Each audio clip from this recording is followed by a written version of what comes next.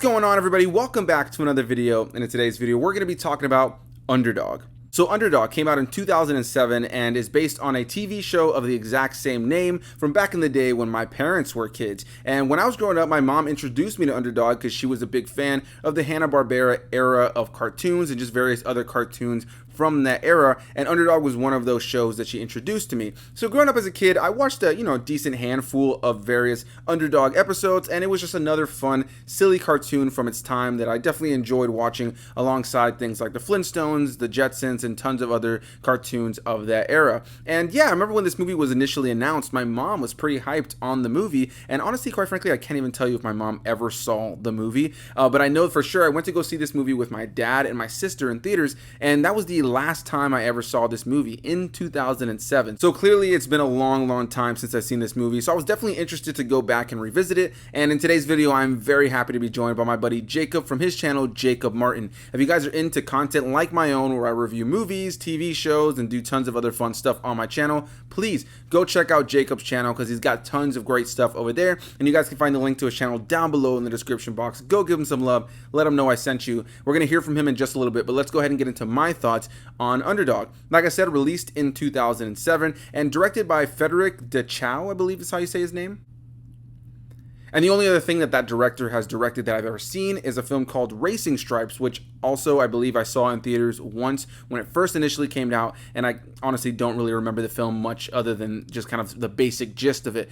Maybe Racing Stripes is one that I'll go back and check out someday in the future. But yeah, we're talking about Underdog today, and ultimately the best way I can describe this movie today, just watched it last night, gave myself a little time to kind of think on the movie, is it's a cute movie. It's based on a silly cartoon from back in the day about a super dog. A dog that ends up getting Superman-esque powers due to a mad scientist, in this film played by Peter Dinklage. He is our villain of the film, playing a very over-the-top mad scientist who experiments on animals. And this dog ends up getting the powers of like Superman, like I mentioned, via this mad scientist, ends up escaping the lab and ends up running into a family that adopts him and names him Shoeshine because he likes to lick shoes. And after that, he ends up building a bond with the son of the family, played by Alex Newberger, and the father of this family is Jim Belushi, actually played by Jim Belushi, which is crazy. I kind of forgot that he was in this movie, and he's actually really good in the film. Pretty much he ends up kind of coming across this family, they end up kind of taking him in, and he ends up building this bond with the son, who's the only one that knows that he is Underdog. So they end up coming up with this superhero name, alias, the outfit, and all that jazz,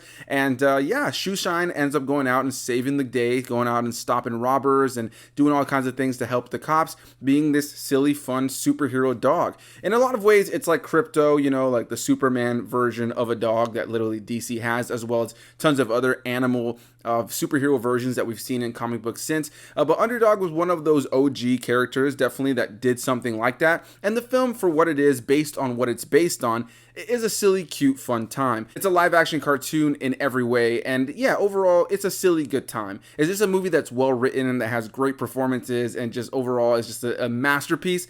Absolutely not. I think overall it was a pretty quick, breezy watch, but ultimately I don't think that time, the runtime of the film, is really utilized to the fullest of its ability. By the time the movie was over, I just kind of thought to myself, it feels like not a lot happened. The movie is just short of about 2 hours, it's a little bit around the hour and 30 mark, if I'm not mistaken, and yeah, I just think that they could have done way more when it comes to the characters. This movie has a lot of people in the film, like I mentioned, Jim Belushi being one of the bigger names, Peter Dinklage, you have Patrick Warburton in here, you have Taylor Momsen, you have Amy Adams, so they got a pretty decent amount of popular people in this film. And ultimately where this film really fails for me is its script and its overall narrative. It doesn't really have a lot of character development for anybody other than Shoeshine, Underdog himself, and the son played by Alex Newberger. Ultimately, I think this movie could have been a lot stronger because they set up a lot of different motivations and backgrounds for various characters, most notably Jim Belushi's character, who used to be a cop and ended up leaving the force to stay with his son after the mother died,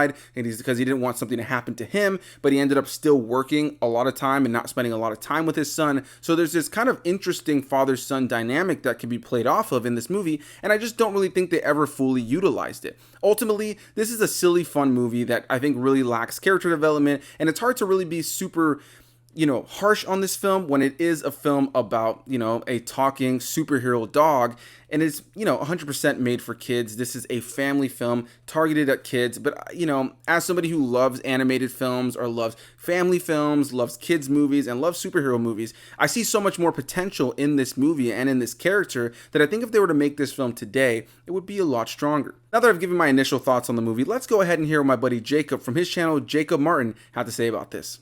Faster than a speeding bullet. It's a bird. It's a plane. No, it's not any of those things. It's my old stuffed animal Midnight?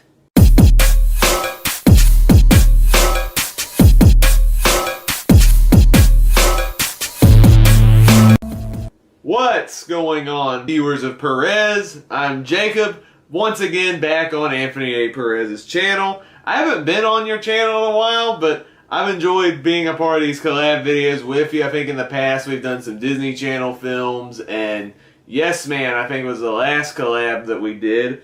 But I'm back on your channel, and today you've asked me to talk about Underdog. Now this is a movie that I actually saw back in 2007. This was a movie that was apparently based on a 60s cartoon that I did not know existed until doing research. I thought this was an original concept that Disney made. This movie was directed by a guy named Frederick Du Chau. I did look up this guy as a director. He also directed a movie called Racing Stripes, which I have a little bit of nostalgia for as a kid. Underdog, I only saw like maybe once or twice when it came out. I remember thinking it was okay, but this was like 11-year-old me thinking this was amazing cinema. I'm sure Perez has brought up the plot of this movie, but Underdog is pretty much Dog Superman. That's the best way I could describe this movie. It's pretty much Doggy Superman for little kids. That's the best way I can describe this movie. And it's probably why I got into the film as a kid, because I did not grow up watching a lot of Superman cartoons or watch the Christopher Reeve Superman films as a kid. I watched them till I got a little bit older, and I really started to appreciate Superman and superheroes in general. So some of my earliest exposure to superhero films were, for me, it was pretty much The Incredibles, a movie called Zoom starring Tim Allen, and The Underdog, which are interesting movies to start off with. And for a kids movie, I think this film is fine. I think it's pretty passable. Now, this movie, there's not really that much in this movie to offer, I guess, for the grown-ups who enjoy watching wide assortments of cinema. The story is pretty much bare bones. It's pretty much a dog getting superhuman abilities and being a super dog. That's pretty much about it. There's storylines that are set up in this film, but they're so bare bones that it is on the forgettable side. It's crazy some of the assortment of actors that are in this movie too. You got people like Jim Belushi, you got Peter Dinklage, you got Patrick Warburton, Taylor Momsen, who was Cindy Lou Who in the live action How the Grinch Stole Christmas. And even Howard Stark from the MCU films plays the mayor in this movie. I thought that was kind of trippy watching this years later. There's a lot of actors in this movie, and there's stuff set up. There's a strained relationship between Jim Belushi and his son that doesn't really go anywhere. It's just set up, but there's no real payoff. There's a lot of stuff set up in this movie, like even our dog character having an attraction for a female dog who's voiced by Amy Adams. And that doesn't really go anywhere either. Where can my underdog be? Did somebody order a hero? I really got to learn how to brake. Just stuff is set up, and it just doesn't really go anywhere. I think because of the short runtime, it's just, I guess, a novelty film of superhero dog, Superman homages and parody and references, and that's about it. And the film fan in me is a little, I guess, let down by that, because I think you could have made a fun superhero movie out of this, but it's just bare bones. Also, the CGI is very off. Now, I will give them credit. I like that they use real animals when the dogs and animals aren't talking. I do think that is very clever. But then they only use CG when the dogs talk or Underdog has to fly. Give the dog your food.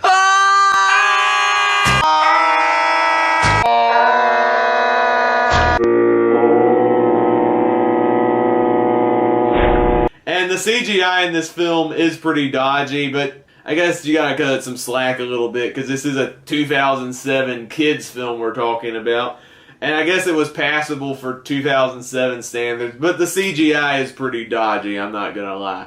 But I can't say I hated this film. The film does have a 16% on Rotten Tomatoes, and I don't think I can go that low on it because there's at least some effort into the film. I actually do enjoy the underdog character, even though the story is pretty much paper thin. I think Jason Lee does a pretty good job voicing the character. It's kind of funny because he voiced Syndrome in The Incredibles, and here he's voicing a superhero dog, and I thought that was kind of fun. Some of the humor is a little bit cringe. There's a lot of slapstick that's a little more on the child-centric, juvenile side. Underdog makes a lot of cringy rhyme and dog puns, which don't really stick out for me now as a 25-year-old man. There is no need to fear. Underdog is here. But I do enjoy, I guess, the novelty of the film. Also, as a Superman fan, I did enjoy a lot of the Superman homages and parodies. Within the film, there are direct callbacks and references, particularly to the 1978 Superman with Christopher Reeve, which is something I do have to respect. I did enjoy some of the performances in this movie, even though we don't really get much as far as character development is concerned. But the standouts, I must say, in this movie, Peter Dinklage and Patrick Warburton. I want his power. Gross, your mouth was open. They didn't have much to work with, but man, did they chew up the scenery in this. Especially Peter Dinklage, who's like this mad scientist, mustache twirly villain. He went all out in the role, and I gotta respect him for that. I've always been a fan of Peter Dinklage since this amazing movie. Call me Elf one more time.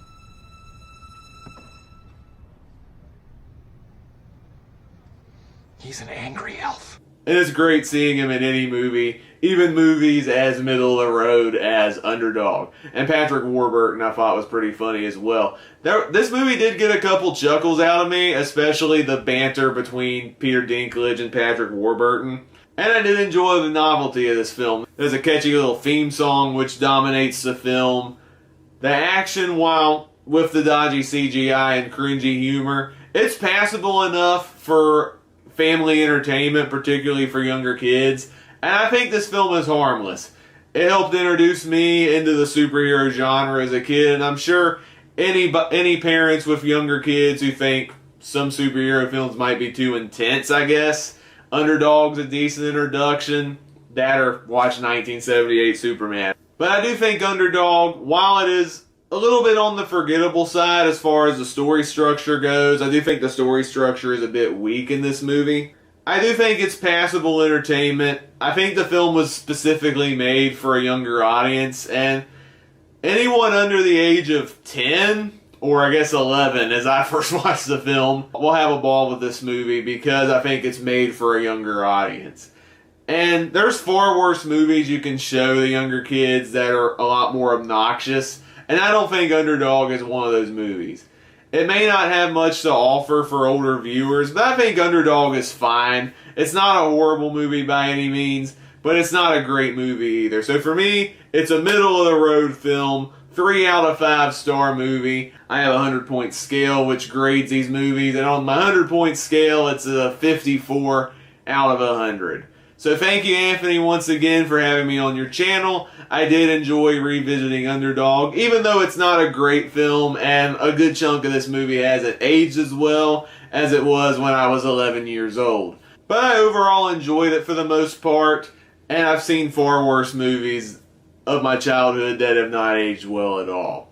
I'm sure Perez will leave links in the description below where you can check out my channel. I also have a YouTube channel where I review movies, TV shows, do ranking videos, and other fun stuff on my channel. So if you want to check me out, feel free to click that link in the description below. Perez, I won't hog up any more of your time. I'm curious what you'll think about this one, whether you like it or not. so the floor is yours. A big thanks to Jacob for being here in this video. Loved hearing your thoughts, man. Appreciated hearing your negatives and your positives. As usual, you guys can find a link to any of my guests down below in the description box. Go give Jacob some love. Let him know I sent you. And for now, I'm going to go ahead and wrap up my thoughts and pretty much say that I think this is a movie that has a really solid cast with some solid visuals at times. They utilize the real dog element a lot throughout the course of the film. And I know people sometimes hate when they have CGI dogs in movies, but I think this is a perfect example of how it can sometimes go wrong, because they use real dogs for majority of the scenes of the movie, except for when, you know, they're flying around or anything like that where it's clearly a CGI dog. But what ends up kind of just being strange is that this movie, like a lot of movies of the past, utilize real dogs that are clearly just looking all over the place. They're doing their own thing, and sure, they may be trained to do certain things and be looking in certain directions, but ultimately their eyes are a little bit, I don't want to say lifeless, but a little bit kind of dazed. They're not necessarily focused on who they're talking to or what they're talking about. And what they end up doing is having these real dogs in these scenarios, but then they end up CGing like the eyebrows and the mouth to give them some personality. Sometimes that works for some of the older films that were the first ones to do this kind of stuff with real life dogs and real life cats, where they ended up just kind of manipulating the mouth and the eyes to kind of give it a little bit of personality. But at this point where this movie came out in 2007, the CG just doesn't look great. So there's just times where the dogs are speaking and their mouth and their eyebrows are just so noticeably CG that it kind of takes you out of it. I almost preferred when Underdog or any of the other dogs in this film were just fully CG, because at least I can say this is a live action cartoon and here is a cartoon dog flying around saving the day. And outside of the actual dog element, outside of the fact that this movie, you know, centers on a superhero dog, I think what this movie really is a cartoon more so than anywhere else are just in the humans. You know, you have Patrick Warburton, like I mentioned before, who's most notably known for playing the character of Crunk in The Emperor's New Groove. So he's big, over the top, silly character. I love him in this film. I think he was the best part as far as the humans go.